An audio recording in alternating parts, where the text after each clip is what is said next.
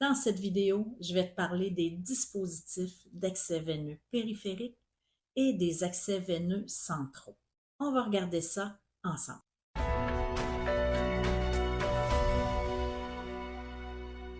Cette vidéo s'adresse aux infirmières, mais aussi aux infirmières auxiliaires parce que oui, elles ont aussi des activités autorisées dans ces types de cathéters. Si tu ne me connais pas encore, je m'appelle Sylvie Rochon.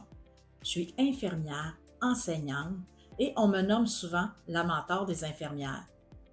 Parce que ce que j'aime le plus dans mon métier d'infirmière, c'est de vulgariser justement les soins infirmiers pour que ça fasse du sens pour toi qui es étudiante ou jeune infirmière. Si ce type de contenu t'intéresse, je t'invite à aimer mon contenu et à le partager. Les premiers cathéters qu'on appelle des cathéters courts ou des cathéters de moins de 7,5 cm sont des cathéters périphériques que l'on installe pour l'administration de solutés ou de médicaments intraveineux. Ce cathéter périphérique court peut être installé par une infirmière ou une infirmière auxiliaire. Lorsque vient le temps de donner de la médication par un cathéter intraveineux périphérique, qu'il soit court ou long, il n'y a que les infirmières qui peuvent le faire. C'est ce qui est autorisé présentement en 2024 lors de cet enregistrement. Le rôle de l'infirmière auxiliaire sera dans l'installation du cathéter périphérique ou l'installation du soluté dans un accès périphérique court de moins de 7,5 cm, dans lequel il n'y aura aucun additif. Lorsqu'on parle d'un additif, on va parler de KCl, d'héparine ou d'insuline intraveineuse, donc des additifs dans un soluté. Les solutés peuvent être composés de dextrose, de NaCl ou de lactate, et ça peut également être un mix de ces trois composantes-là. L'infirmière auxiliaire va pouvoir installer le soluté, va pouvoir changer le cathéter, va pouvoir également en faire l'entretien, en autant que ce soit un cathéter intraveineux périphérique court de moins de 7,5 cm. Un deuxième cathéter périphérique qui est mi-long, qu'on va appeler des middle line. Ce sont des cathéters qui ont plus de 7,5 cm. Donc, ce sera un professionnel qualifié et formé qui pourra en faire l'installation. Le rôle de l'infirmière auxiliaire pour les types de cathéters autres que les cathéters périphériques courts de moins de 7,5 cm, c'est de faire le changement de pansement. Donc, ça veut dire la pellicule protectrice qui protège l'insertion des cathéters. Dans tous les cas, il faut toujours se référer aux pratiques et aux méthodes de soins de ton établissement. Certains établissements vont décider que oui, l'infirmière auxiliaire peut faire certains changements de pansement et d'autres non, puisque c'est ton employeur. Comme je te le dis souvent, c'est lui qui décide des actes que vous pouvez faire ou ne pas faire dans son établissement. Donc, les middle line et les cathéters centraux ont plusieurs avantages. Le premier, c'est qu'ils vont pouvoir rester en place plus longtemps. L'entretien va être similaire aux cathéters veineux centraux. Donc, je t'invite à te référer à tes méthodes de soins si tu as des middle line dans ton établissement pour être en mesure de faire vraiment l'entretien et la surveillance par rapport à ces types de cathéters que tu pourrais retrouver sur ton unité. Lorsqu'on parle de dispositifs à accès veineux centraux, on va parler des CCIVP, donc les cathéters centraux introduits par voie périphérique. Ils sont souvent appelés PICC line. Ce qu'on voit habituellement, donc, c'est un cathéter qui va servir à plusieurs usages. On va pouvoir donner ou administrer de la médication intraveineuse. On va pouvoir administrer des produits sanguins. On peut installer également des solutés avec des PICC line. Le PICC line, lui, est introduit par la voie périphérique. Il peut avoir une, deux ou trois lumières. Les lumières, ce sont des voies distinctes, donc qui sont regroupées pour former un seul cathéter.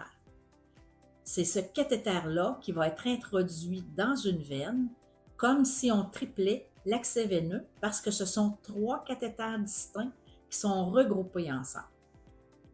Donc, les médicaments ou les produits que l'on administre en même temps, donc de façon simultanée, ne se touchent pas entre eux.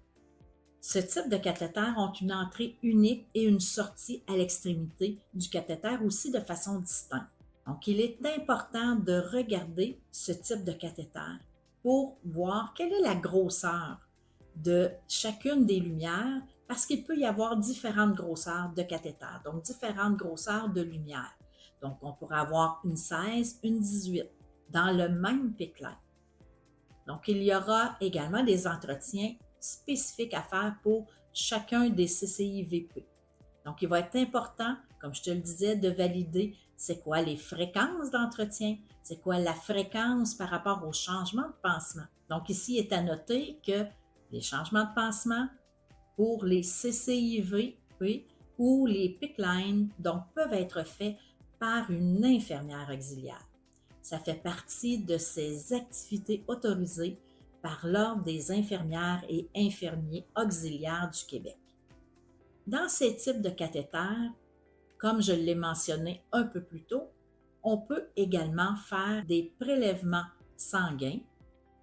On doit donc choisir une lumière qui va privilégier davantage les prélèvements sanguins, donc avec un chiffre beaucoup plus petit, donc comme un 16. Mais là encore, il faut faire attention. Quel type de prélèvement je veux faire? Ou qu'est-ce que je veux faire avec ce prélèvement-là? Quelle est la bonne façon de faire le prélèvement? Donc, il faut savoir que ce que tu veux prélever, c'est du sang veineux de ton patient et non pas du sang qui contient du médicament ou qui contient du produit sanguin que tu es en train d'administrer. Donc, lui, ce médicament-là ou ce soluté-là est dilué dans la perfusion que tu as utilisée pour administrer le médicament. De là, l'importance de suivre vraiment la procédure de ton établissement. Habituellement, on va retirer 10 ou 20 millilitres, tout dépendant du cathéter sur lequel on fait le prélèvement. Pourquoi on va faire ça? Simplement pour retirer tout produit qui pourrait se retrouver dans cette lumière-là ou dans ce cathéter-là dans lequel on veut faire le prélèvement. Il y a beaucoup de procédures par rapport à ces types de cathéters, mais ce sont quand même des cathéters sécuritaires qui vont permettre aux patients de ne pas avoir à subir des réinstallations de cathéters à répétition. Donc, les cathéters périphériques ont une durée de 2, 3 ou 4 jours tout au plus, et souvent parce que certains médicaments sont irritants pour les veines, on devra les réinstaller plus souvent, ce qui peut causer des irritations aussi au niveau des veines. Donc, on va privilégier davantage l'installation de cathéters CCI-VP. Le troisième cathéter que l'on rencontre quand même assez souvent, mais peut-être un petit peu moins depuis les dernières années, ce sont les cathéters centraux non tunnelisés. Donc, on les appelle aussi les jugulaires ou les sous-clavières. Ce sont des cathéters qui sont plus courts que nos cathéters périphériques centraux en termes de longueur introduite dans une veine. Avec un PICC-line, il est introduit à partir de l'avant-bras, puis on s'en va jusqu'à la veine cave supérieure. C'est sûr que ça va nous prendre un cathéter beaucoup plus long qu'un cathéter que l'on introduit uniquement dans une jugulaire. Avec le temps, on s'est rendu compte qu'il y a plus de risques d'infection avec les jugulaires ou les sous-clavières. C'est pour ça que maintenant, on privilégie davantage les cathéters introduits par voie périphérique. Ils sont similaires à nos cathéters centraux périphériques et ou nos PICC-lines au niveau de la surveillance et ce que l'on peut administrer. Donc, on peut faire également des prélèvements au niveau des jugulaires ou des sous-clavières. Un dernier qu'on rencontre occasionnellement, ce sont les dispositifs d'accès veineux sous-cutané. Tu vas les entendre sous le nom de porte-à-carte ou de chambre implantable pour un patient qui a besoin d'avoir des traitements de façon récurrente.